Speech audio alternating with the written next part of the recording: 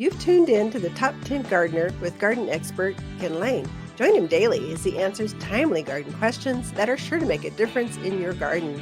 Now welcome your host, Ken Lain. We are back with Lisa Watters Lain in the studio. She comes each week and just shares her garden perspectives, just a different angle. And I just love gardeners, love talking to them. You get so many different ways of doing something. There's no one way to garden. There's a dozen different ways. That is and true. And you're always learning. So you never quite figure it out. Or as soon as you do figure it out, they change the plant. They give you new variety, new color. Just it keeps you young is what it does. It very much so. Welcome to the studio. Thank you. Good to be here. Yeah. Yeah. So how are you? I am loving the new year. We're in the January's budget season. So how many tomatoes do we need to grow? How many fruit trees are we going to need? How many customers? What kind of marketing do we need? Who do you partner with? How many cashiers do you need Mother's Day weekend? You got to know that in January. So you hire enough. So we're coming up on hiring season. Usually we'll start putting my all call out the end of this month.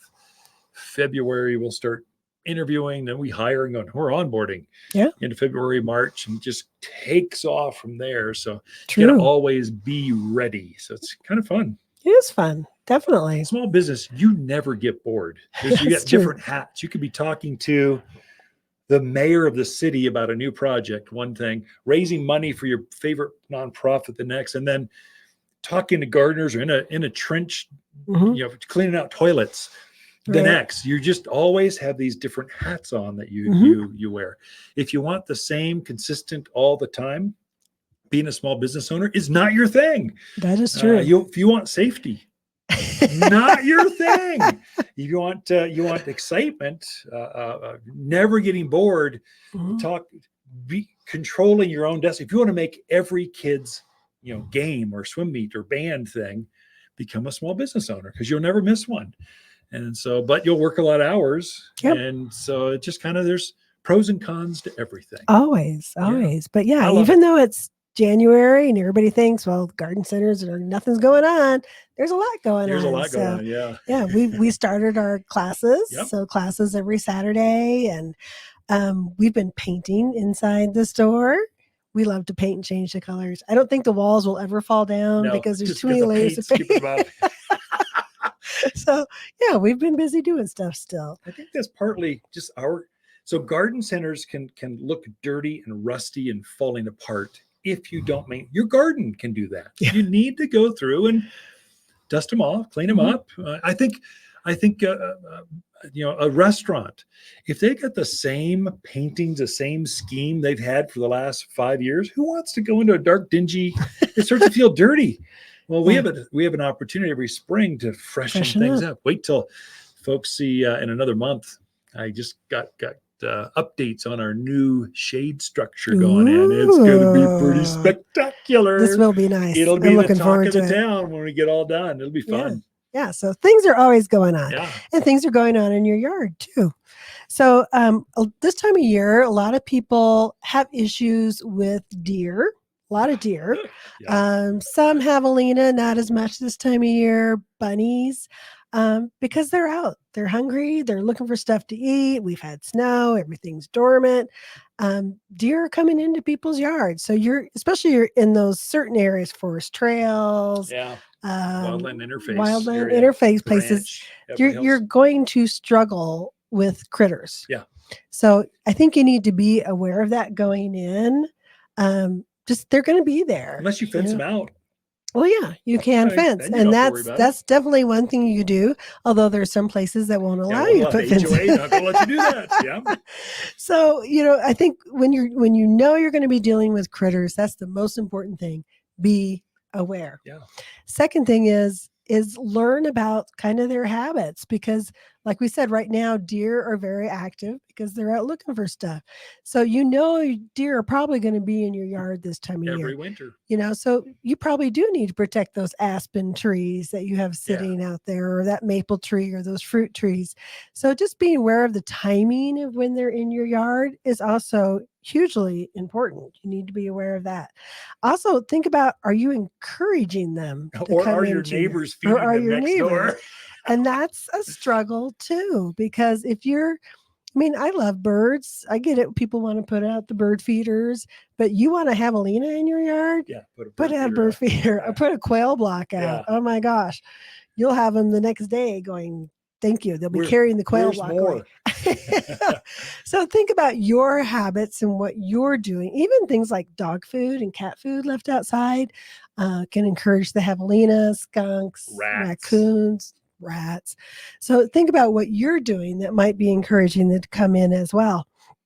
And then also said like the seasonality of things. So, just be aware that they're out there, they're going to be coming. And like you said, what do you do? If they're going to be there, what are you going to do? Shotgun. Fencing, like you said. That's a better choice. And it could be so animals are very habitual, very migratory. They're going to come into your yard almost always the same way, right? They're following a path. If you can block that path off, maybe you don't have to fence the entire yard, but you're blocking that path where they're specifically coming through. It could definitely help, could take some of that pressure off. Fencing could also be, so we recommend using bird netting around aspens and that type of thing, because the deer don't like to get their horns stuck in it. They don't like their teeth in it. So you're just wrapping that around a tree a couple of times, tying it on or stapling it on, and it can save your trees. And it's not like you always need to leave that on year round, but when the presence is heavy, you put it on out there. Yeah, easy fix, easy peasy. Mm-hmm. The other thing that they really love, and we haven't hit it yet, but is that new tender growth. That's coming. So a lot of plants that we say are resistant to animals, and 90% of the time they are, but there's that time in spring where that new growth, especially photinias, things like that, where that new growth is just so tender and they're like, I'm hungry. It's been a long winter. I'm going to try this no matter what. And the other one is when the fawns are out, because fawns are like stupid kids, right? They put everything in their mouth. Yeah. So they're like, okay, I'm going to try this. I'm going to try that. So you just have to be aware of that and take some precautions. The deer netting helps. The other thing that can sometimes help a lot too is just fishing line, that monofilament line, just kind of wrapping it around a few times. It just throws them off. It's a discouragement. Yeah. Sometimes the best thing you can do is just discourage them. And along with that comes repellents. So repellents are very much a discourager. They're not 100% foolproof. They're not always going to work. But you're kind of going, you don't want that shrub. Go check out my neighbor's shrub. Go eat my neighbor's plants. Mm-hmm. Don't, keep moving on. Right. And usually what I tell people also is if you're planting a new plant in the yard, use a repellent around it. Oh, yeah. Because for javelinas, there's a scent of that dirt, and they're like, oh, something's been digging here. I'm going to go check that out. And animals are curious. And rabbits and deer, they're going to be curious about what that is and think, well, maybe I do like it. Maybe I don't, but I better try it. So you're just discourage them to begin with. And then hopefully they just learn. Animals, this is their home. Right. They camp out there. They notice one new plant. Yeah. They're going to go, oh, I don't remember that. Let's go check it out. Hey, right. Bob, come over here with me. Let's go see if we can kick this thing over. Mm-hmm. So definitely just doing some things to discourage them. And another idea that I really like is, say you have an aspen or a shrub that they just kind of tend to mess with, put something around it, some smaller plants around it that are pretty darn sure. So catmint, nepeta. Oh, yeah. That is one deer almost, I can't ever think of a time I've seen them eat it. No. So putting that around some of those aspens or those other shrubs that they might be bothering really discourages them. Again, so catmint is excellent. Lavender, creeping phlox, hyssops, salvias. Those are all things. Rosemary. Yeah. So just being strategic about where you plant things can also help. Great advice, Lisa. How to garden with deer and javelina, wildlife in your yard. As the days get longer and brighter, houseplants can struggle and scorch, but we have the solution.